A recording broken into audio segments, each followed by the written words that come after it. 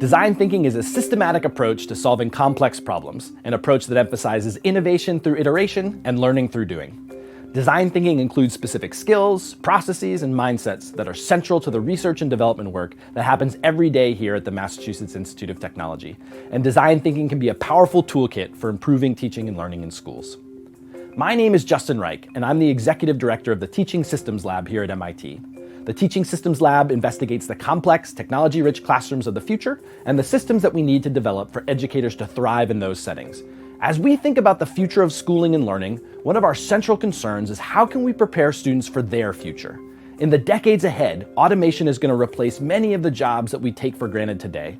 If we want young people to thrive in their future, we need to help them become great communicators, and we need to help them learn to solve ill-structured problems. With that challenge in mind, there are two overarching framing questions for this course. First, how do we prepare K-12 students to be as successful as possible in a future that requires creativity, problem solving, and communication skills? And second, how do we enable passionate school leaders to re-envision the role of schools in preparing kids for their future? This course has 3 units.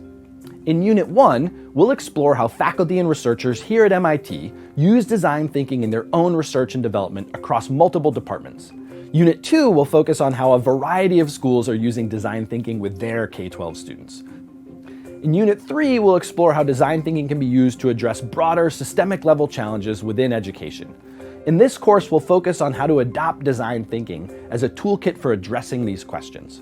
We'll use design thinking as a pedagogical framework that we can use in our classes with our students, but we'll also investigate design thinking as a set of strategies that school leaders can use with their colleagues to improve the systems in their own schools. We hope you leave this course equipped with a design-driven mindset, specific skills that you can apply right away, and the confidence to try these approaches with your students and colleagues. You won't get it right the first time, and that's to be expected. But if you join us on this journey, you'll leave empowered with a new set of tools for solving ill-structured problems, for preparing students for their future, and for helping the schools of today become the schools of tomorrow.